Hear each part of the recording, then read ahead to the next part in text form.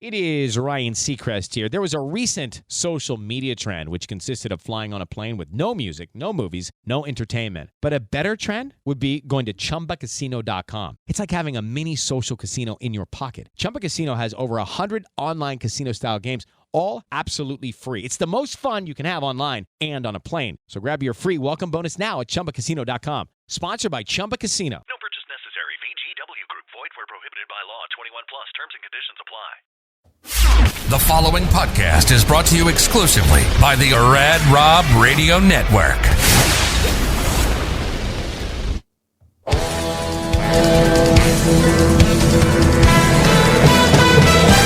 Welcome to Straight Up 5 with Johnny Petraglia Jr.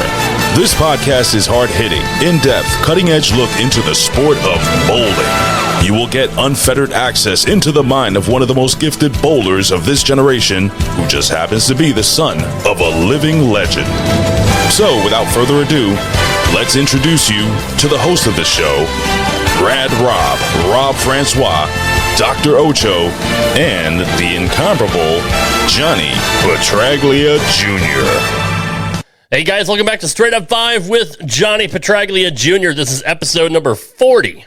I'm your host, Rad Rob, Rob Francois. We hope everybody's doing well all around the world. We thank you for joining us each and every week. Joining me as always is my co-host. He is the sexiest doctor in the world. He has the most, the shiniest mask in the entire world. The resident doctor of Straight Up 5, Dr. Ocho. Good evening, sir. Oh, he's not here. Well, fuck. All right, the third man of the team. He is the sexiest bowler in the entire world. He is back home in Las Vegas, and he's ready to party. Figuratively, not literally. He's trying to be good. So he's a name that you all know and love. What else can I say about this person? He's got amazing floral arrangements behind him. Of course, he didn't do that. His girlfriend did. But yeah, I got nothing else. Johnny Petraglia Jr., what's going on, buddy? I did arrange these flowers. Oh, you did? Well, yes, I did. You must have touched it. You must have found your other side. Hey, yeah. Got to find it at some point in this life, right? The softer side, right? So yeah, Dr. Ocho isn't here. He's he's busy doing baby daddy stuff. Joining us though, pretty close now. He's a week out or so, if all things hold up. We should start a pool over under of how many days that he actually stays alive and doesn't kill himself, because dude, at his age, being a dad, I don't fucking know if he's gonna make it. I'm just gonna say, let's put the under over at 68 days. I'm gonna go over. Okay. Just because I feel like with Ocho's energy, he can handle triplets right now. Well, I mean that's true. He's a little high strung. In place of Dr. Ocho this week, he is co-host of the Bone and Xano Zone podcast. He is a legend in his own mind. He's also a big wrestling fan, which we have a lot in common when it comes to that. He's got an amazing collection of stuff. He's got a Hulk Hogan shirt on right now, which it's not the yellow one though. I've never seen the black one. I mean, I'm not being racist either. I'm just saying. Although he was, but that's for another time. Mike Val, good evening, sir. Thank you for joining us on short notice. Anytime. I feel like I should have wore a mask tonight, but I couldn't get one from the fine doctor, so I apologize. That's that fair. You have to see my ugly mug tonight. No, that's fair. I still think you look better than whatever he looks underneath his mask, so there's that. We have a lot to cover this week, but yes, thank you for being here, Mike. Johnny, where do you want to start off? Do you want to talk about, I know you want to talk about Stephanie Zavala and how well she's bowled recently. What are your thoughts on the young phenom? Well, for obviously, it's the most fresh. Technically the most fresh. This won't air until Friday, but coming off of her rookie season, with the 3 wins, she had been very public this year that it hadn't been the way she had hoped the year would have gone.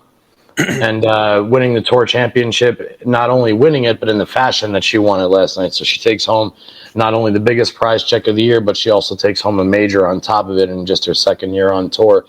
And she did it convincingly. I mean, she, unfortunately, the only thing that sucked about watching the PWBA Tour Championship was all 4 of the matches were extremely boring because there was never any match that the person trailing in the match had any prayer in catching the person that won. Right. I mean, first match, we see Jordan Richard absolutely pulverize a seemingly confused Shannon O'Keefe, who, hats off to her season, making 7 telecasts this year. That's unheard of. But then to watch Stephanie get up and average 250 for 3 games, front 9 that first game. And I remember watching her aim in the first frame and saying, whoa, that ball looks pretty good. What ball is that? And sure enough, it's the newer Wolverine from 900 Global, the Dark Moss edition, where if everybody from this show or has been involved in bowling remembers, the Wolverine was one of the balls that was banned from USBC competition for being too soft. So kudos to Storm and 900 Global for coming out with this monster to basically say fuck you, USBC. Yeah, I thought that her performance was second to none. I thought that she has and continues to perform like a veteran and a champion, and I love that she did the polar opposite of what I've seen Norm Duke do a million times, and that was Stephanie got to a zone in the lane that she knew nobody else was going to be in, and she allowed everybody else to break them down for her. Very, very Prather-esque. Yes. Where she was. Yes. Definitely. And, I mean, just getting into the stepladder finals, she threw a 297 and 300 to get her the number 3 seed. So, I mean, she was on fire. And, coming off Rookie of the Year and now Tour Championship, I mean, that's a nice big thing to have on your resume. It's such a young stage in her career. Absolutely, yeah. She what do you got there, Mike? Did she remind you of anybody? Like her game reminds you of any other women that's been out there? She reminds me of Kim Adler in the respect that she gets the ball into the swing very, very quickly because she's 4 steps and she plants. So every single step that she's taking, including the plant step at the foul line, there's got to be a certain amount of energy and efficiency of motion moving forward. But then that trail arm and just the spine tilt and her follow through remind me very much of I don't want to say a more aggressive version of Kim Adler, but a more modernized version of her. What about you? Do you see somebody? I don't. That's why I was kind of wondering, what you thought. Her game is different. She's not like the typical female's game. She's like a tweener almost, where she has a good amount of hand. Right, she has a decent amount of hand, but she's not like Jordan Richards' hand, but she's not like Liz Johnson's hand either. She's like perfectly in between. She's like a Steve Jaros almost. I was going to say she's Parker. She's not quite Mike Scroggins, and she's certainly not Jason Couch. Yeah, but she can probably get up the lane if she needs to, and she can certainly get around the lane when she wants to. Have you ever seen Shannon look so lost on a show before? I said it in the first frame. I'm watching her. I watched her how up the lane she was, how there was very little head belly in the early stages of that game. And I said, not for nothing, after she threw the one that sailed, that had no chance, I'm like, I mean, yeah, okay, she missed. She may have missed it a little bit at the bottom, but doesn't that get up for a 2-pin? What would make her think that was the spot? I didn't quite understand it. She looked a little over the top at the release point. She looked a little more spinny, like she was almost trying to force it through the front. And she was using a phase 2, which is a symmetrical solid, whereas Jordan was way more up the back of it, maybe 2 or 3 further in than she was, using an infinite physics, which we know is an asim. So, yeah, and you hear Dave Ryan say, "Well, that's not the look that she had in practice." Really, Dave? That's all you're going to give us? That's what you're going to tell the viewers that's not what she had in practice. Obviously, Dave, but thank you for that. Yeah, I mean, granted, Dave's not really a bowler. At least he said something. True. That didn't have to do with gravy trains and biscuit wheels and Armageddon and whatever the hell else it is that they try and compare bowling to. But you're exactly right. When she goes strike open, strike flat 10, I'm like, game over. There's no way she's going to throw a 5-bagger and then Jordan's going to go open. No way. No, and they showed her down, like 60 down, 70 down after 4. You never see that. Thanks for playing. Yeah, definitely. And you never see her miss a spare either. It was kind of weird watching her flag the spare. Yes, it sure was. And somebody else missed a spare on that show too. Yeah, Jordan in the next match. But then hers was inconsequential. Yeah. Then again, Shannon's kind of was too when it was all said and done. But yeah, to watch her get up and miss a 10-pin right after the open too and record 35 through 3 frames, that was a little, I don't know what just happened. That's not very Shannon O'Keefe-like. Mm-hmm. Yeah, the other thing I noticed. Sorry, Rob, good. I mean, were you surprised by that? I mean, what do you attribute that to? I mean, someone who's been there quite a bit. Just, obviously, it's not nerves. It's just not knowing where the shot is, or poor mechanics. What do you think caused all that? In my eyes, it's legit. It's called falling for the tees. In other words, there's always a certain part of the lane that you believe because it looks so genuinely pure. Like, wow, I legit have something that nobody else has in this spot. And sometimes it works and sometimes it doesn't. And like Dave Ryan said, maybe Shannon did have maybe Shannon tried 10 balls before the lights came on. We know in the modern bowling game, lanes can change. Lanes not only change every frame, but they can change in one frame. Yeah. And by the time the lights turned on for that first match, I think whatever push Shannon had when she missed in dissipated, and whatever bump she had, now it's waving because there's too much down lane for that midline symmetrical ball to get over that hump. So I think that she fell for the tees and believing what she saw in practice would hold up. Maybe she thought there was enough volume, they were using ice oil, whatever she thought in her brain, she just made the wrong choice. That's all there is to it. She got psyched out. That's all it was. Mm-hmm. And whenever you don't have a good look or you're second guessing your look, it's very hard to execute a completely free shot. Right. Where you just let it go, Yeah. You don't grab it. So do you see big things for Stephanie moving forward? I mean, do you think she's the real deal, Mike? I do. Absolutely. I think, John, see if you agree with me on this. I think there's more talent on the women's tour than there is on the guys' tour coming up. Up and coming. I do. There's a lot of really talented females, a lot of them. And she is definitely on the top of that list. Her, Jillian Martin, Julia Bond. I mean, there's a ton of them. I'll agree with that simply because the women have always been more physically sound than the men.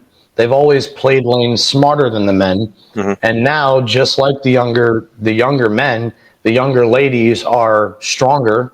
They're equipped with more tools. And now you even see some of the younger women getting into the two-handed part of the game. So now they're just as powerful and they're more accurate. And you don't have to tell somebody like Stephanie Zavala, hey, honey, look, you can only play this part of the lane. You can only play the third or fourth arrow for 2 games, and then you have to jump into the 6th arrow. Steph finds something in the 3rd or 4th arrow, she's going to have bump on every lane she goes to. Yeah, Yeah, because there's not enough of them. But yeah, I do agree that the talent pool on the ladies tour, the ladies tour was never big enough for them to have to fight back to a certain level of stardom. The ladies tour is still its own entity to be established at this point. And the new age women are definitely paving the path for it. Excuse me, I'm burping. At this point, do you think the ladies tour is being run better or promoted better than the PBA? I don't know if it's being promoted better or necessarily run better.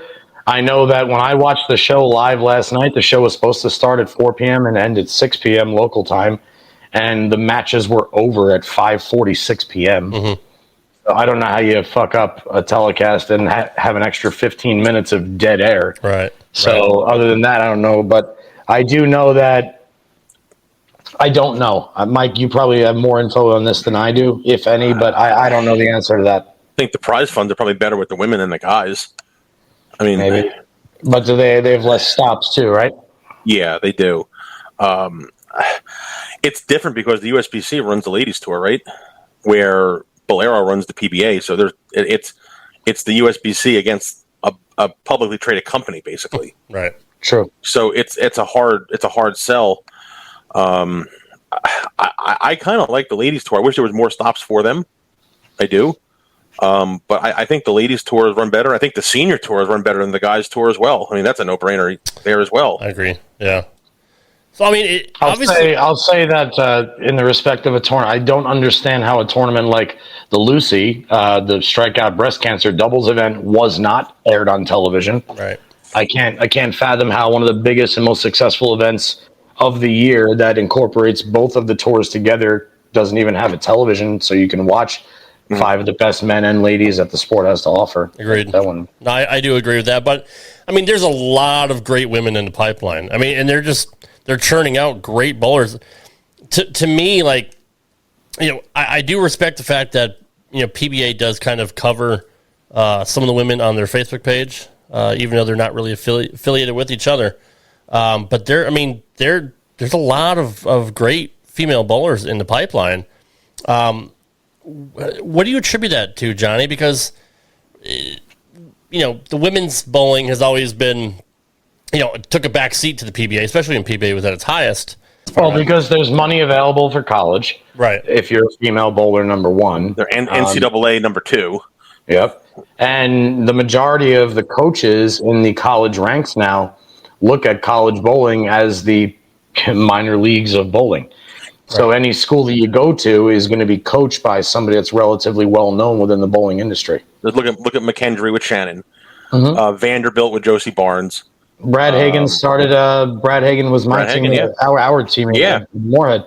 We started Sam Houston. I mean, all these schools. I mean, they're breeding the next generation. And now, what's cool is the sport element of bowling is big enough that the people involved or that want to be in the sport element of bowling now have the path to do so. Yeah, it's now it's like the student against the teacher. It's like the coaches are competing against the kids. Shannon. I mean, look how many girls came out of McKendree that are bowling on tour now. Brianna came out. That girl Hope, the I can't think of. Yep, she's another one. I mean, there's so many of them that came out now that Shannon mentored them for how many years, and now she's competing against them. Same thing with Josie Barnes at Vanderbilt and whatnot. So I think the college. John's right. The college aspect is really just it's minor league baseball.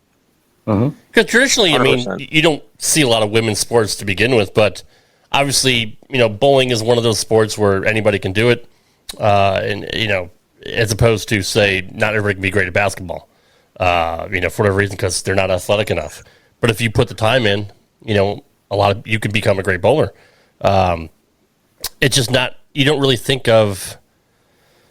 Like, I want to know, how do these girls get interested in bowling? That's kind of where I'm at. Like, do they emulate people they see on TV? I mean, is the women's tour doing a good job, I guess, trying to, I don't want to say make role models out, but at least have girls aspire to be a professional, at a high level. You know what I mean? Like, everybody's got their own story of what got them into bowling. I mean, Daria Payuk says, her father was a competitive bodybuilder, but he and her both say that when he would go into the gym, the bowling alley was in the same parking lot. Gotcha. So Daria could either go weightlift with dad or go bowling for the few hours that he was in there. I mean, me, obviously, it's a no-brainer why I started bowling. Parker's kids, the same thing, but everybody's got a different story as to what gets them into bowling, and it usually starts with the parents. If the parents have ever bowled or liked bowling, usually it's the first thing that they introduce the kid to, because you can do it from the time you could walk. Right. Now that makes sense. And it's indoors, so you can do it all year round. You don't have to worry about weather. And then you can do it at home too. You buy, your little kid, you get the plastic pins and whatnot. You can do it at your house. Yeah. So right. Yeah. I used to bowl with the little fake fruit bowl on my grandmother's table and throw it at the little wooden pins that they would give you for honor scores. Remember those? Yeah. Yep.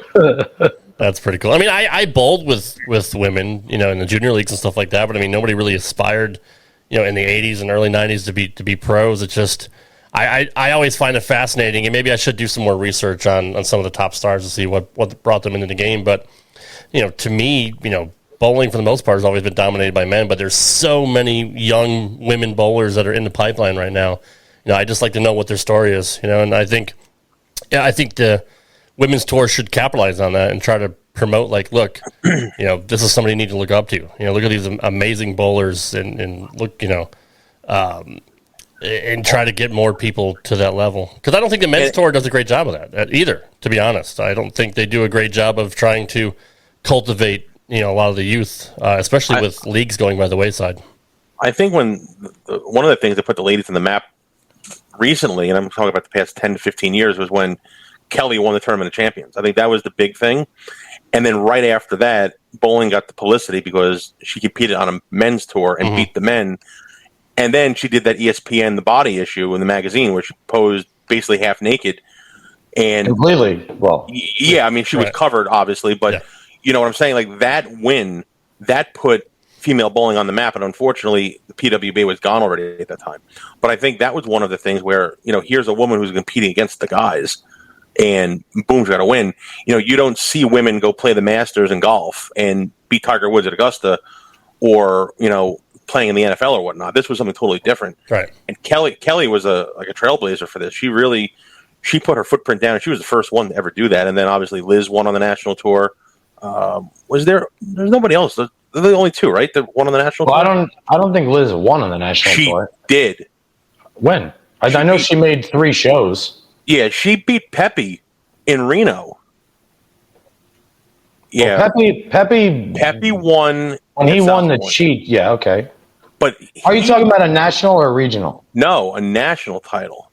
I didn't know that. All right. Well, you guys talk. I'm gonna go. You said Mike is the encyclopedia, so I mean, I know. No, I mean, if he's right, I need to know this because I knew Liz was the first woman to make 2 national television shows because she made the show in West Virginia, and then Grand Rapids was the first one, right? Or I'm sorry, Grand Rapids, and then she made it at the Cheetah Championship. So she has. I'm looking at Liz's bio. She has 25 PWBA titles, 10 majors, 2 PBA Women's Series titles, 1 PBA Tour title. She does. Wow. She does. I'm going to find out which one it is. She won. She won a regional. We knew that. On November 18th, 2017, Johnson won the PBA Chameleon Championship at the 2017 World Series of Bowling in Reno, Nevada. Wow. There you go. Good job, Mike. Look at you, man. He's always got it. He always does. Yeah, I think those are the only 2, right? Like Clara made a show with the guys. Right.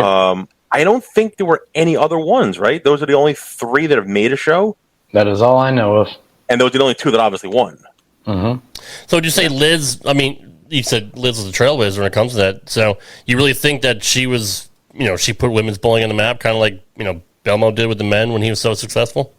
I think Kelly started it, obviously, with the win because that was, Liz made the show first, but Kelly actually went to the winner's circle. Okay. And she went to the winner's circle in a major. So comparing that from, like, our tournament, and she won the tournament champion, so compare that to, like, winning the Masters in golf. Right. Or winning, like, Wimbledon for tennis. That's what Kelly won, basically. Gotcha. That's how I looked at it, at least. I mean, It wasn't like she won, the Denny's Open or whatnot. She won a major. Yeah. Like, she beat the best of the best that week, and it was an open field.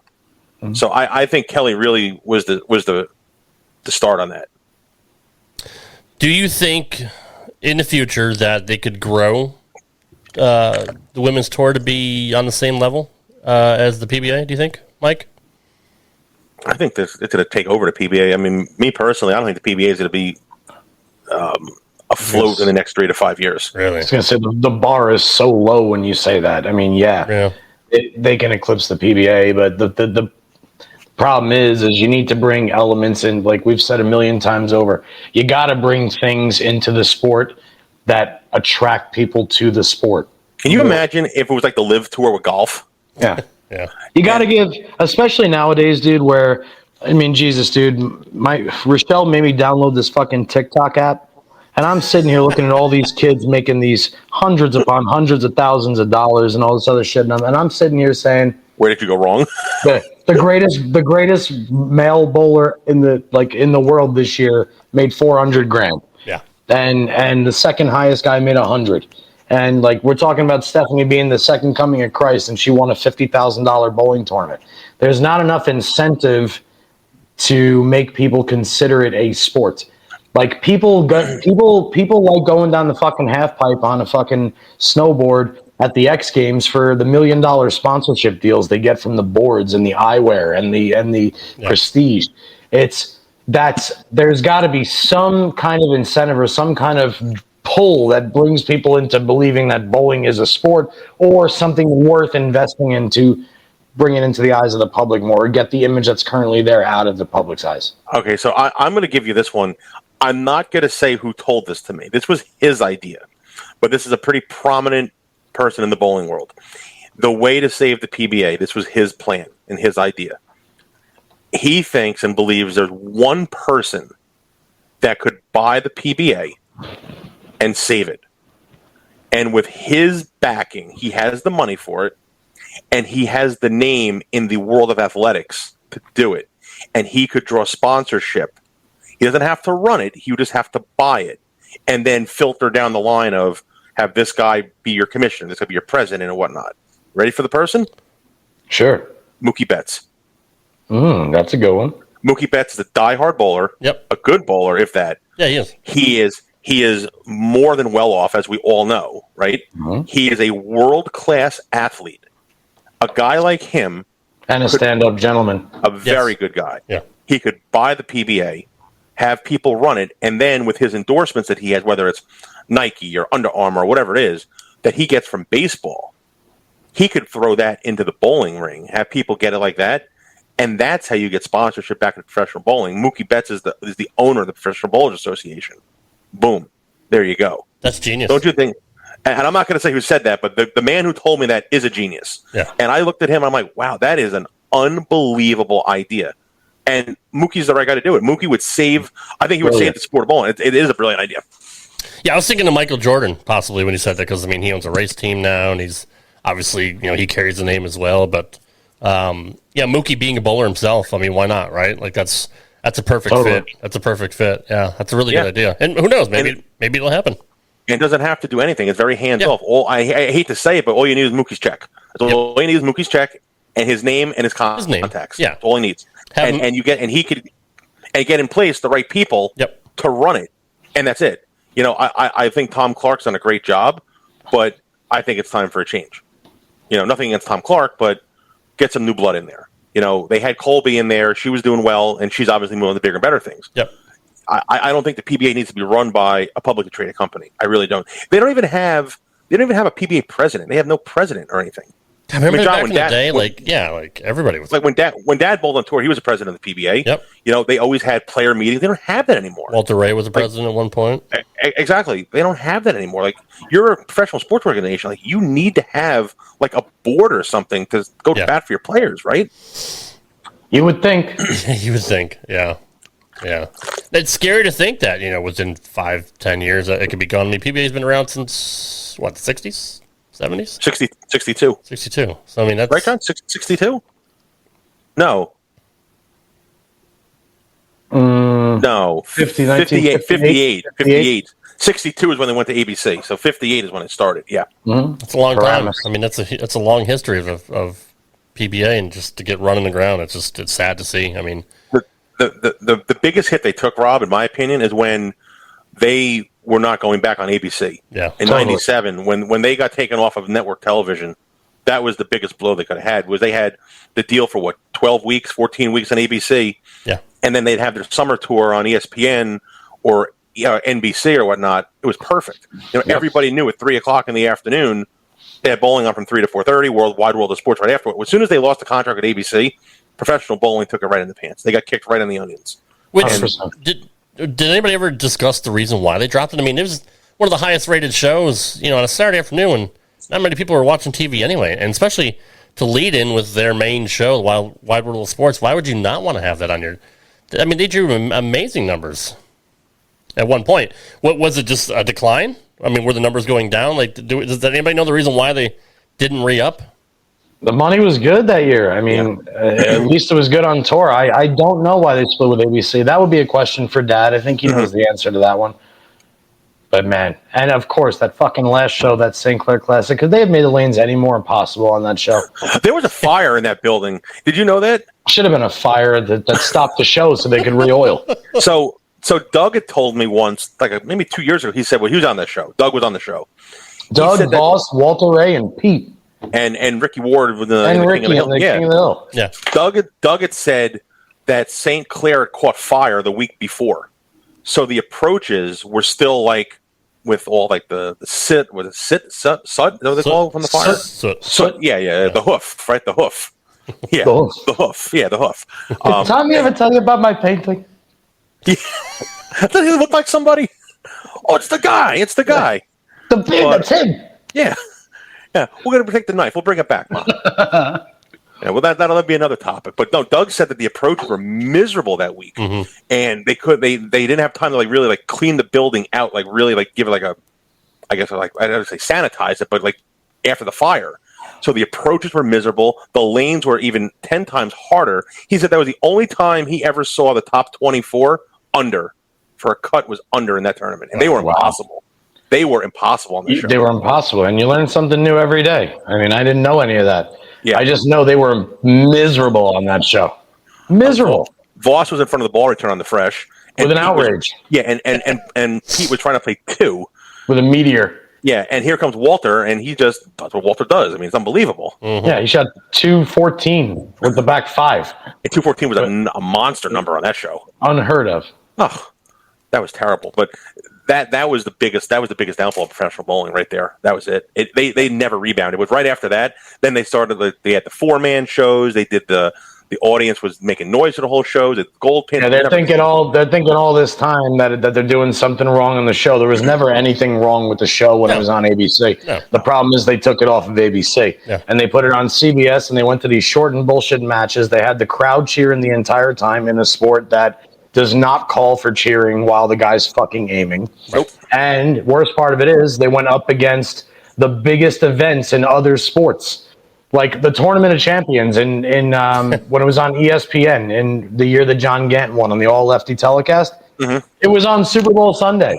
Yeah. And I'm not going to watch bowling on Super Bowl Sunday. No, you have 8 hours of pregame to watch. Right. They did that a bunch of times. They did that a bunch of times, or the show would be recorded and they would air it on Super Bowl Sunday. Like it makes no sense. Yeah, I didn't. That's what happened. But think of it this way. But think of it this way too, John. Like on a Saturday, college football was over. They had nothing going on. You're not competing against the NFL. You're not competing against the NHL or whatever. Even if there's a basketball game on on a Saturday in April, who cares? The other thing that we're missing is putting bowling in the public eye in the correct outlets. For instance, like I'm this close to calling somebody like Chris Hardwick and asking him if he could help me try and arrange a documentary to sell to Netflix about the life of bowling. Right. I mean, there's documentaries about a guy that sews people's mouths to other people's assholes on there. I'm watching fucking Woodstock 99 that I was supposed to go to in Rome, New York. I'm watching a documentary on the filth that was compared to Woodstock in 69, right? I mean, there's something to watch for everybody on there. There's not one thing about bowling. So I had talked to Mike Flanagan last year, and I had this idea. What I wanted to do was, and John, tell me how great of an idea this would be, right? Make a documentary, like an hour and a half documentary of the mega buck scene in the 90s. Hell yeah. And World Team Challenge and all that. Exactly. And when I talked to Flanagan about it, he loved the idea. But he goes, the problem is you have to pay these guys to give you their time. You have to pay them. If you want to do it the right way, you got to hire a crew. You got to get equipment. You can't just record it off a phone or record it off of like an iPad. Like you want to do it the right way. He goes, you're going to have to make a very hefty investment to do this. And then even if you sell it or if you stream it to a service, are you going to recoup your investment? Probably not. Right. That's the problem. But I mean, those ideas are awesome. And like what you said, that would be a fantastic idea to do that. But you might not recoup all of your investment, but I mean, you still have the huge potential of getting millions of more people, eyes on it and invest in it. And maybe you get half of them. Maybe you hook half of them. Maybe you hook 500,000 people, and you're like, all right, I want to find out when these guys are on, or I want to learn more about this, or wow, I didn't know bowling was that technical. I mean, you got a lot of fucking nerds out there too, like into numbers and shit like that, right? And geometry and whatever the fuck. And you get more people interested. So while it might not be a money making thing off the bat, I think in the long run, it will help you at least get more eyes on the product and try to get more people invested in bowling. And we talked about on the show before, like having a show like, The Ultimate Fighter, but for bowling, like getting people invested in these professional bowlers and learning, who they are and what they're about and getting their story, as opposed to just giving somebody a 2-minute vignette before the match starts about, you know what I mean? Like, I think it's a great idea. I like Tom Smallwood. He's a really good guy, but I think the show that they did on CBS was an absolute disgrace.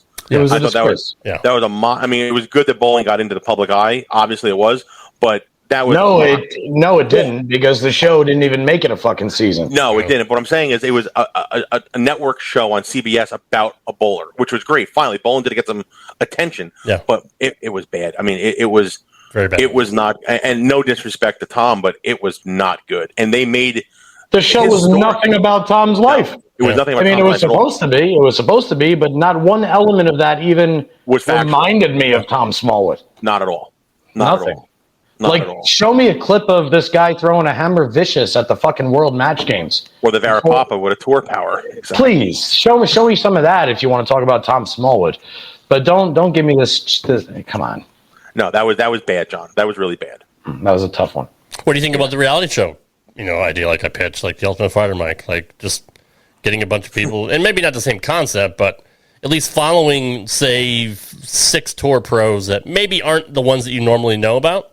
What about a league of extraordinary? Was it a league of ordinary ordinary? That's the one of Ordinary Gentlemen. I had that downstairs. Yeah, where they followed. That was good.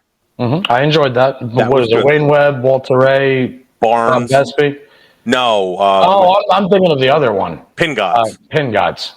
No, that was with Vespi and Rosamelia. Mm-hmm. No, the other one was Webb. Weber was on it. Pete was on there. Yeah, it was Pete Weber, Wayne Webb. It was the first year that the new owners took over the PBA. Mm-hmm. Yes, and they basically told Steve Pete, Miller. Yep, and they told Pete, all right, listen, we just want you to be a jerk off, basically. They told everybody to be jerk offs. Exactly. We want ratings. Go get ratings. Mm-hmm. How'd that work out for Chris Peters? Yeah. Any smart businessman is going to leave the ship if it's sinking. Yeah. Oh, and he ran. They're all out to make money. And anybody that's made money doing what they've done in their life to get where they are ain't going to sit on a ship that ain't going to make any. You know what the PBA really needs as a sponsor? Like, what's the new in thing? The crypto world. Metaverse. Crypto. Yep. Something. Bitcoin. What's the other thing? NFTs. Some extent. Something along those lines. And EJ won something overseas. That was last year, the year before. He got paid in crypto. Like that's not a bad thing to do. That's where you get your sponsorship from. That's how you got to do it. I mean, now that we're go ahead, Rob. No. Go ahead, John. It's fine. I had nothing. No, I was gonna say I looked at the clock. We're 38 minutes in, and we've only addressed one of our 3 topics per usual. It always happens. And per usual, you're sitting there like, Johnny, shut the fuck up so I can move on. And then you do this, and I'm like, and it's worse when I'm here, but I go with you. No, I'm enjoying your conversation. And I always told you, like, if it's good, I'm not gonna stop it. I'm gonna let it go because it's good stuff. But we do need to transition to at least our second topic, which is something I found on it was one of the Facebook groups, Southwest Bowlers, because I joined a shit ton of bowling groups on Facebook just to try to get our show out there. And people were complaining about a certain brand of pins, which is something I never even really knew would be a thing. And they were complaining about Twister brand pins. Awful. Okay, now awful. Let's get into tech talk. Let's get the nerd shit in here. What makes them different from any other pin? They're all plastic. There's no wood whatsoever in the pin. So as opposed to wood pins that are like lacquered or at least their shell is plastic on the outside. Is that a thing? Explain the construction of a bowling pin. A bowling pin is normally made of hard rock maple with a plastic coating on the exterior. Okay. That's what I thought. I don't know exactly how tall they stand, but they usually weigh somewhere between 3 pounds 6 ounces to 3 pounds 9 ounces. Yeah, you're right. And Twister pins are the same weight, but they are polyurethane. They're all plastic. They don't have a single piece of wood element to them. So they're not as dense as a wood pin, I guess, would you say? They're not as what? As dense? No, not nearly as dense. They are, and they don't have a shelf life either. Yeah, they fly like crazy, but not like off the wall crazy. Mm-hmm. They fly quickly like duck pins, but they don't fly up and off the sides like wood pins. Okay. As much. So when the ball hits the pins, it kind of sounds like yeah. Right. It's like there's a really shit sound. And they deaden up so fast. I mean, I don't know how many runs you get on them, but they sound atrocious, and they just don't fall true to regular wooden pins the same way string pins don't fall true to wooden pins. Reno had them, and the stadium had them for a while. Yes, they And did. it was not hard enough to strike as being a righty in that building. Try striking against the twisters in that place. It was impossible. You got could never throw a messenger at the 10 pin. It always went in front of it. Always. Ask Robert Smith how he felt the ball on twisters. Hated him. Yeah, they're miserable. They should be outlawed. Just like synthetic approaches should be outlawed. You know, I hate to use. I'm not even going to say. I am going to say women because they were most recently used. If you watch the show from yesterday, a lot of the shots that Stephanie Zavala and Jordan Richard threw on the ladies tour are a lot of those are flat 10 pins. A lot of those are swish and sevens. And on that show yesterday, flush, flush, flush, flush. Never slapping the 10. Like never a doubt. Like a lot of those off hits fall like they're dead flush, and they're just not. Yeah. You know? So what made them go to that kind of a pin? Was it a cost-cutting move? Was it just something new to try? Like, do we even know why that was a thing? I would think the process to make them is simpler. Mm-hmm. I guess it's not, the coating, the base, the interior, the exterior, the voids, and all the other material. Shit. It's just cheaper material, and just the same way, the GSX pin setters are thermoplastic, whereas the AMF 8230s and Brunswick A2s had a shitload of metal parts. Those 8270s and A2s still run way better than any of the higher technology machines, but the higher technology machines are made of thermoplastic, and the replacement parts are way cheaper, and there's less moving parts. Suck my dick. Yeah. Now, how many different brands of pins are there that you know of? Like, I always knew of AMF and Brunswick growing up. Like, that's all pretty much I knew. Do you know? Well, AMF, Brunswick, you got Twister, you have, you have different kinds in each. Like you have Brunswick Pro Max pins, you have AMF crowns, you have. So there's different kinds of pins in each family, but basically the characteristics of each pin in conjunction with the bowling centers that the pins are in. For instance, if you go bowl in any old school AMF bowling center, I'm going to use the old AMF mid-state lanes. Prime example. They had AMF pins on an HPL lane surface. Anybody that's ever bowled on HPL, it's very difficult to leave a ring in 7 or a ring in 10 pin, but you'll leave a flat 10 and a flat 7 all day. It's also very, very hard to throw messengers when you're bowling against AMF or Cubica pins when you're on that lane surface. Contrary to that, if you're bowling on Brunswick Pro Lane, and you're using Brunswick crown pins like the gold one that Mike has on his screen, which you can't see in the audio podcast, but I'm going to identify it anyway. Those pins are usually set up in Brunswick bowling alleys where it is way more likely to leave a ring in 7 and a ring in 10, but you also throw a shit ton more messengers across the dick than you would ever see against an AMF pin in an HPL bowling alley. So they all have their own characteristics as to the way that they fall, whether it's where the center of gravity is on the pin, how the voids were filled, whether the crown as opposed to the two circles that on the top make a fucking difference. I don't know. But everybody's pin falls a little bit differently. But as far as other brands, I don't really know any other brands that make pins other than Lin's. I've seen Lin's made some pins once, maybe. They made balls too, didn't they? Mm-hmm. Did you really? Yeah. I thought they just made shoes. No. Yeah, no, they did a real short stint of making the other shit too, like house balls. House balls. Okay, gotcha. Mm-hmm. So, I mean, I never knew this. Like, obviously, I knew there was different brands of pins, just obviously by looking at them. I bowl at Bradley Bowl, which is the AMF Center. They always use the AMF pins. And, I've been to other Brunswick tour or places on the JBT tour as a kid. But I had no idea, like, the makeup of them would be differently. Like, why AMF would react different than Brunswick. To me, it's just a fucking wood pin. I don't know what's in it. I don't know what's inside of it. I think I heard that. Don't they put like lead inside some of the pins, or like BBs or something like that? That's the Vargo pins. Is that a real thing? There might be voids may be filled with some kind of a metal to add weight to the final ounce of the pin. Mm-hmm. Like in other words, if the void is too big and you have to drill out a certain section of the interior wood, might have to use some sort of epoxy metal or metallic mold to make it a little bit heavier. Okay. I mean, when you, like Mike was just saying, when you go to a place like the Hoinky Classic and you bowl against the heavy pins, they are filling those pins to make them 5 pounds. Okay. They want those pins to fall like they're steel rods. Right. Do you guys ever like stuff like that? Like, would you ever want to see the tour like do something like that? Like make the pins heavier? I know we've discussed it a little bit on the show before, but how much of a difference would it make if you just made them a pound or two heavier? That's what these things were. It wouldn't make a difference. The pin that Mike's holding, those were a couple ounces above the legal limit at the time. They were between 3 pounds 10 and 3 pounds 12 ounces. So even just a couple ounces makes a huge difference then.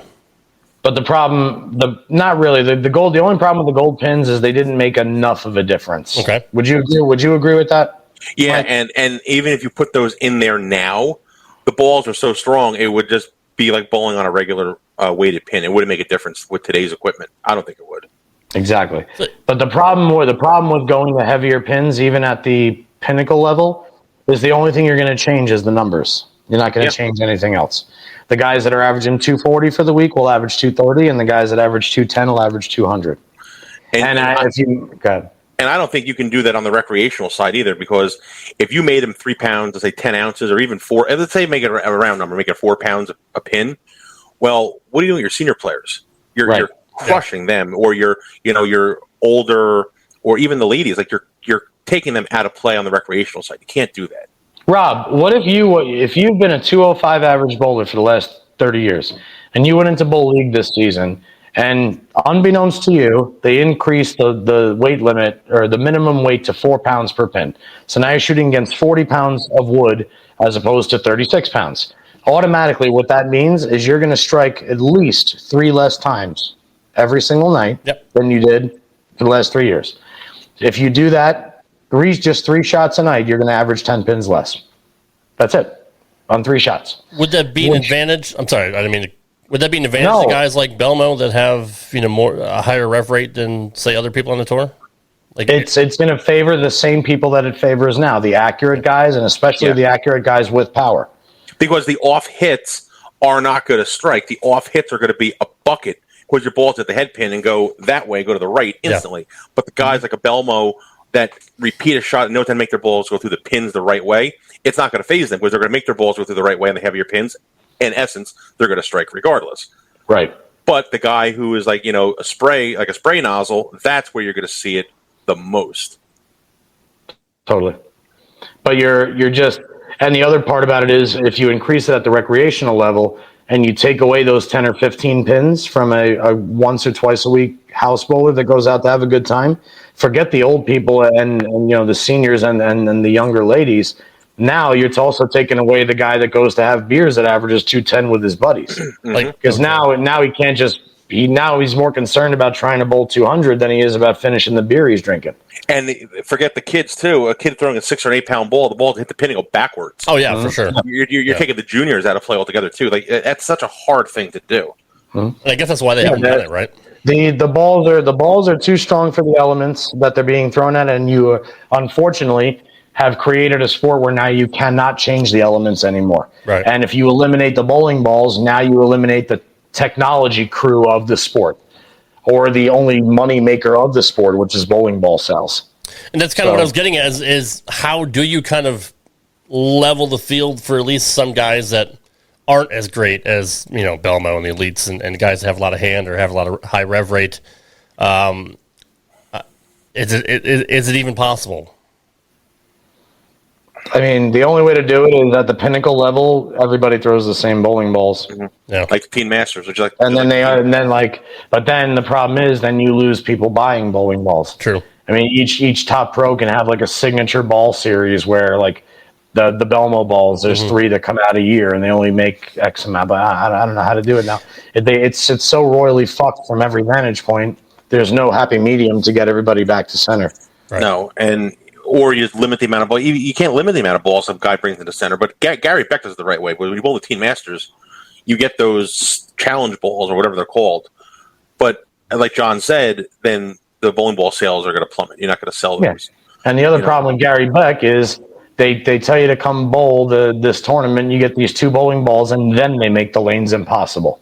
You come to that tournament, and now you have a urethane ball and a plastic ball, and now I got to worry about mills and length of pattern and this and that on top of it. I'll get the fuck out of here. But I mean, Johnny, you've already said they produce too many bowling balls to begin with. So if you did kind of slow down the production and maybe have like a certain pro line or an elite line, and maybe make it a little bit more affordable for people to be able to purchase, because bowling ball prices are astronomical, and people that are part of Team Brunswick or Storm or 900 Global that get free equipment. I mean, it doesn't bother them, but it really fucks the guys, the amateurs or the regional guys that don't have those contracts. If you produce less balls, you kind of, I don't know, at least slow down. You give people more of an incentive to buy your product. That will when the Quantums came out, they came out with 4 Quantum. Yep. And that was it for the year. The Violet Quantum didn't come out until 95, right? But the 4 Quantums that came out in 1994, they were $250. Mm-hmm. If you bought a Quantum, it had a 3-year warranty. It came with a velvet carrying case with the name scribed on it. And you knew a new Quantum wasn't going to come out for a year. Like in 1994, people threw piranhas. They threw piranhas. They threw Quantums. They threw zones. They threw Turbo X and Omega. I'm trying to think of 94, like what the big balls were for Omegas. A Turbo X. Yeah, Turbo X, Red Pulse. I mean. Yeah. No, that was a little bit later. But anyway, there was a batch of bowling balls that people threw, and that's what so they could warrant saying, you know what, I'm going to go into my local pro shop today and I'm going to invest $250 on a forest green Quantum. I'm going to get a set of finger grips for $10, a thumb slug, and I'm going to put it in my gorgeous new bag. I'm going to get it polished every week, and I'm going to be set for a year. For $250. Now, if I go down to Bowler's Mart in Sunset right now, and I'll say, let's just say I'm a normal guy that's not a staff member. Oh wow, this new ball, the Crypto, it looks kind of like the old Mastermind. Can you tell me about it? Oh, it looks good. By the time you drill it and get out there and practice with it, there's a new ball out. Yep. And now they're all $250. Yep. Yeah. There's no incentive, and there's not enough gold at the end of the tunnel for anybody, any time, especially in this economy these days, for anybody to go out and just have an extra $2,000 a year to stay on top of the newest bowling ball.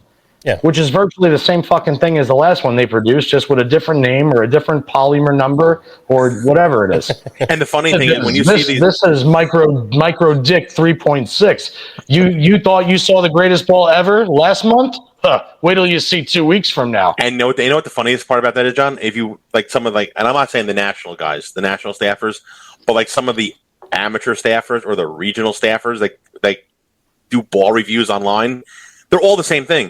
Ball super clean to the front, amazing in the mid lane with a huge strong back end reaction. Get yours today. Yeah. And then they write this ball will definitely be a must have, or this will definitely be in my bag. This will be in my bag. You must have a lot of bags, dude, because you say that every 3 weeks. Yeah, but that's the same review. It's the same review. This ball super clean to the fronts, reads the mid lanes great with a huge back end reaction. Get yours on September 1st, your local pro shop. This is a must have. Every ball is a must have. Every one. And that's the problem. If you're this kind of bowler, you have to have this in your bag. Yep. No.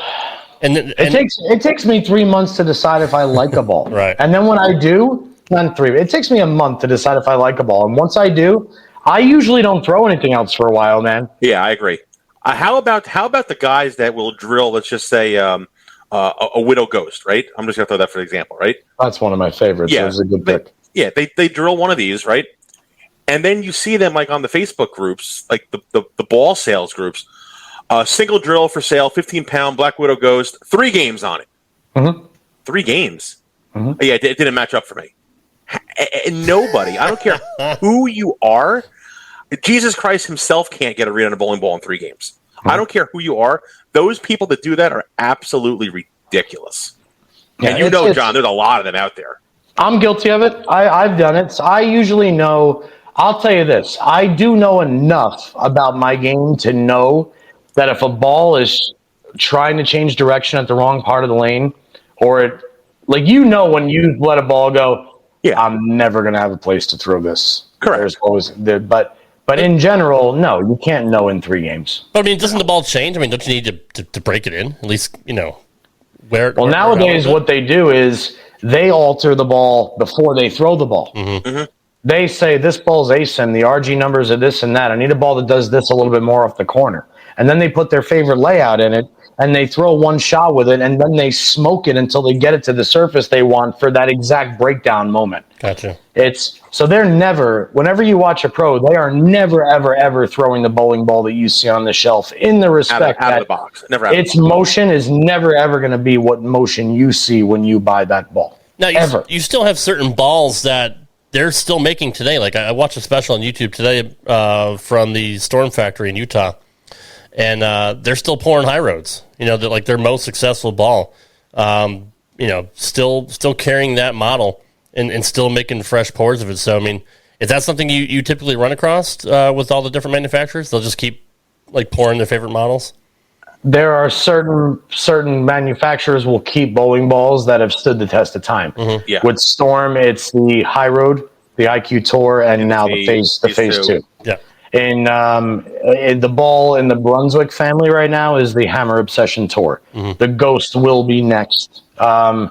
In Motive, you got the Jackal Ghost and the Venom Shock. Mm-hmm. Those will keep being made for as long as they're out. But yes, there have always been balls that have, for some reason, not only stood the test of time, but have never phased out. Like the Gold IQ, the IQ Tour Pearl, when it came out, everybody had that ball in 2011 when it came out. And then in 2014, nobody gave a fuck about the Gold IQ. Yeah. Now they're talking about re-releasing the Gold IQ like 7 years later. It's like, oh my God, I got to get a Gold IQ. And you know what the funny part is? Drill and Emerald. It's the exact same ball. Right. Maybe a little softer. Or just look softer. But that's what they do. Like they make a ball, like they use the IQ Gold, right? They'll make one 6 years later where the numbers are basically identical, with just a more modern cover or a more modern core. All the manufacturers do that. They're guilty of that. Mm-hmm. How many times have you seen it like in the Brunswick side, John, where it's like, we'll take this cover to this core and boom, now we have a new hammer ball. We have a new Brunswick product. Everybody does that. The Johnny Petraglia LT48 Gold was a Danger Zone cover with a quantum core. No shit. And I had Johnny wait. I'm sorry. It was a Danger Zone cover with yes. And then there was another one that had the Danger Zone cover and a Rhino Pro LE core. I think that was, I don't know what that one was. That might be Parker Ball. They had Parker Ball. That was, thank you. Yeah. The Parker Ball and MVP. Then, they had the Albee MVP and the Walter MVP. Yep.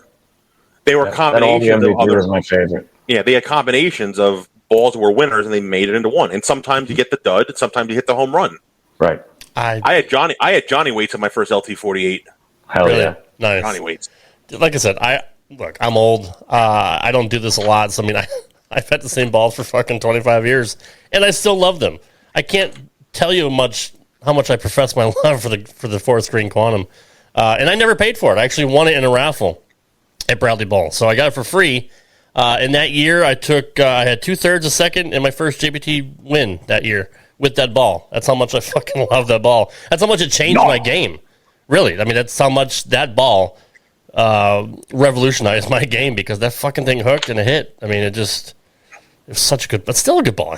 I could still, if I did it regularly, straight out of my bag, which has been in my garage for fucking 3 years, I could still average 195, 205 with that ball, with limited practice. It's a good fucking ball.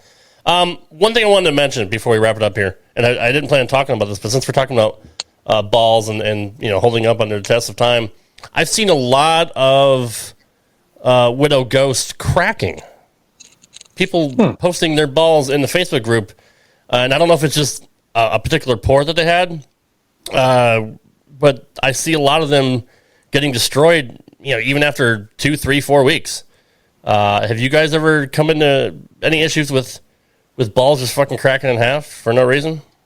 Not recently for me. I haven't had a ball actually crack on me in at least 5 years. Really? Yeah, I've seen a lot of Widow Ghosts lately that have cracked, and I don't know why. No, it's a Brunswick product that's covered for 2 years, as long as all the rules are abided by. Mm-hmm. And for anybody that's curious about what those rules are, well, number one, this isn't a rule, but you should just know this by now. Extreme heat in either direction will crack a bowling ball because it makes the 3 different materials expand and contract. Number two, if your bridge is any closer, in other words, the separation of your fingers, if it's any closer than a 1/4 inch, you are decreasing the strength of, what's the word I'm looking for here? anyway, the bridge is too tight and will most likely crack. And the other thing is, if you're using interchangeable thumbs or larger slugs, i.e. 1 3/8, 1.5 slugs, if you don't sand the top of the hole after the hole is drilled and create some sort of a shelf and get rid of some of that Norm Duke sharpness, that's also most likely going to make it crack. Fourth thing, if the holes are drilled too fast and you create too much heat on the interior of the bowling ball, will also make a 3-piece bowling ball crack. So it might not necessarily be a defect in that crop of balls, but just improper drilling. And 9 times out of 10, it's human error. Yeah. And the bowling industry is very good at basically saying that's okay. You can identify. We'll fix you. Yeah. Right. Yeah, you drill it by the pin or whatnot. It's another red flag as well. Because like I said, too close to the pin, or crack it up. So. I've had my teal and my quantum for 20-something years in all kinds of different fucking temperatures. Either in my trunk during the fucking winter, or in my garage right now during the fucking summer, and those fucking things hold up. Like, do they just not make them like they used to? Or, I mean, like... You're right. And yeah, like for instance, the other thing about it, like how many times have you seen a purple hammer crack? Yeah, I haven't. Yeah. Because the ball's 2 pieces. It's core and shell. Yeah. The Quantum, the Teal Rhino Pro, all those balls of yesteryear, when you drill through, it's all bowling ball until you get to the weight block. Right. Mm-hmm. Nowadays, the outer shell is 3/8 of an inch thick, if that. There is not a lot, and then it goes to the inner core and then the weight block. Bowling balls, the most expensive part of them is the shell. Right. You're producing more of them. You limit the amount that's on the exterior. That's why balls die faster. That's why they crack faster. It's fascinating to watch them being made. I watched a couple of videos today of a Korean factory making balls for, I think it was Storm. Or no, maybe it wasn't. I forgot which brand it was, but all robotic made. Like, I watched them make stuff at the Storm factory in Utah, and they've got 100 employees, which is great. And the balls are made right here, but balls that are made in Korea and shipped over, it's all robotic shit. It's all done by machines, and it's fascinating to watch it done. I don't know if there's any U.S. factories that have completely automated systems, but it's just kind of it's kind of cool just to see the two different processes, whether it's man-made or made by a machine. But just seeing what they start out from and the finished product, to me, which I never knew, was a cool thing to watch, at least. But a lot of balls are made overseas and have the USBC inscription on it. Yeah, and they just throw a sticker on it, made in Korea. So that's right. I don't know, but in any event, we were going to get to a third topic, but I want to save that for another day. Maybe if we can get your dad on the show, Johnny, at some point. I do want to talk about the book Pin Action, and your dad was brought up in that, and it talks about the seedy side of bowling, the action games in New York and New Jersey and Philly back in the 60s and 70s, and, people almost getting killed because, because they weren't supposed to win, or, talking about hustlers, just guys are looking for fish, guys that they could easily hook and hustle and take a lot of money for it, almost similar to pool back in the day. So I do want to get into that at some point. We just ran out of time tonight, but I've always enjoyed that kind of stuff, the stuff that you wouldn't normally see. Like I love mobster movies and Sopranos and shit like that. But I like to hear about like the other side of bowling. When the centers close and they, lock the doors. They lock the doors and bowl all night, for money. So, and I'd like to hear your stories too, guys. If you've ever, John, you ever bowled Roosevelt Lanes in Jersey City? Yes, I have. Lock the doors on a Friday night, and you could either bowl action, you could play cards on the one side of the building, or throw dice on the other side of the building till the sun came up. Yep. Just degenerate gamblers at the bowling alleys. Yeah. It was the best. And I witnessed some of it too. My stepdad was a local guy, Glenn Hood at Bradley, and he'd bowl he'd smoke people, for money. And it was fun to watch, 2, 3, 4 in the morning, fucking thumbs are all fucked up and bleeding, and some guys would bowl action for 12 hours, right? And just, that was, I got to see a lot of that as a kid, because my mom worked at Bradley Bowl. So, Friday night after leagues, just, like you said, that was it. Turn the lights off, lock the doors, and that's when the real fun shit started. But I'd like to get into that, hopefully in the next few weeks. Mike Val, I appreciate you being here, brother. Where can people find you and let everybody know about your show with Justin Bone. We're kind of on like a little bit of a summer vacation right now. Justin's been traveling a lot. John's filled in a couple times, so we are really unsure when we're going to go back. But normally it's 7 o'clock on Tuesdays. Facebook, YouTube, all the social media channels. So just gotta check my page, and we'll go from there. Johnny P, what's your Twitter handle, buddy? At JPJR07. Ocho, what's your Twitter handle? At the DR Ocho. Wow. Yeah. You can find me on Twitter and Instagram at Rad Rob Gaming. We'll be back next week. Oh, by the way, sorry. Before I wrap it up, we apologize for not being here last week. That's because Johnny P was moving back from Jersey back to Vegas. So that is exactly right. Yes. Unfortunately, and look, we always fuck around. We're not always here every single week. Either I got fucking COVID, or something pops up now, or Johnny moves, or Ocho's having a kid. We try to get a regular schedule on here, but that's why we were not here last week. But Lord willing, and the creek don't rise, as they say here in the South. We'll be back next week for another edition of Uncanceled. Jesus Christ, that's my other show. I have too many fucking shows, let me tell you. We'll be back next week for another edition of Straight Up 5 with Johnny Petraglia Jr. next week. Take care, guys. Thanks for listening to Straight Up 5. If you would like to send your questions into Johnny Jr., send us an email at straightup5@gmail.com. That's straight up FIVE@gmail.com. We'll see you next time for another edition of Straight Up 5 right here on the Rad Rob Radio Network. How to have fun anytime, anywhere. Step 1. Go to ChumbaCasino.com. ChumbaCasino.com. Got it. Step 2. Collect your welcome bonus. Come to Papa welcome bonus. Step 3. Play hundreds of casino-style games for free. That's a lot of games. All for free? Step 4. Unleash your excitement. Woohoo! Chumba Casino has been delivering thrills for over a decade. So claim your free welcome bonus now and live the Chumba life. Visit ChumbaCasino.com. No